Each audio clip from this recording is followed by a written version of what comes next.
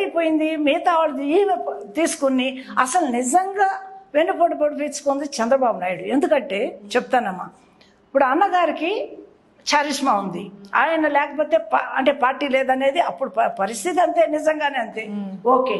కానీ అడ్మినిస్ట్రేషన్కి వచ్చేసరికి ఆ నుంచి చా వరకు, ఏ నుంచి ఆఖరు ఎవరు అడ్మినిస్ట్రేషన్ అంతా చంద్రబాబు నాయుడు.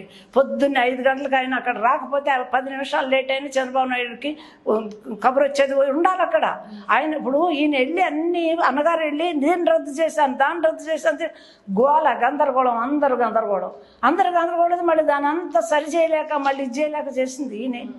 ఇప్పుడు ప్రతి కార్యకర్త పేరు చంద్రబాబు గారికి తెలుసు, అన్నగారికి ఒక అంటే చూస్తే జనం అంటే మీద పడిపోతారు ఆయన మీద.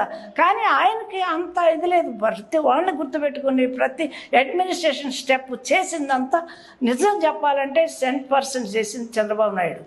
ఓకే, అన్నగారు చరిష్మా, ఆయన పెట్టారు పార్టీ, ఆయన వల్ల జనం వస్తారు, దట్స్ అది ఎవరికైనా తెలిసింది. ఇప్పుడైనా ఎక్కడైనా మీటింగ్ జరిగితే ఎన్టీ రామారావు ఎన్టీఆర్ అనగానే విజువల్స్ వచ్చేస్తాయి, ఎప్పుడు వెళ్ళిపోయారో ఆయన ఎప్పుడు వస్తుంది, అలాంటి చరిష్మా ఉంది ఆయనకి. కానీ అడ్మినిస్ట్రేషన్ లేకుండా నువ్వు ఎలా పాలిస్తావు అసలు?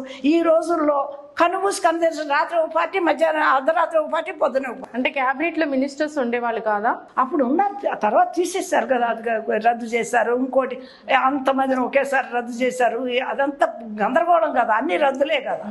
ఇప్పుడు ఆయనకేమో ఆయన నోటుకు వచ్చింది చెప్పేస్తారు అంతే, ఎవరైనా కేర్ చేయరు, వీడు చెప్పాడా ఆడు చెప్పాడా క్వశ్చన్ లేదు, ఆయన తట్టింది చేసేస్తారు అంతే. మరి దాన్ని సరిదిద్దాల్సింది ఎవరు? వెనకాల ఎవరున్నారు? ఆయన పిల్లలు ఎవరన్నా ఉన్నారో సరిదిద్దగలిగిన వాళ్ళు? పోనీ ఇంకొక అల్లుగారు ఉన్నారు, ఆయన ఏమైనా సరిదిద్దగలిగారా? ఏమి లేదు, వీళ్ళందరూ స్క్రీన్ బిహైండ్ ది స్క్రీన్ ఏమైనా చేసిన వాళ్ళే. కానీ చేయగలిగింది చేసింది చంద్రబాబు నాయుడు అని 100కి నేను 200 పాళ్ళు ఖచ్చితంగా చెప్పగలను. అది రూట్ నిజంగా అన్నమాట, అందరికి తెలిసింది కూడా అది. సో లక్ష్మి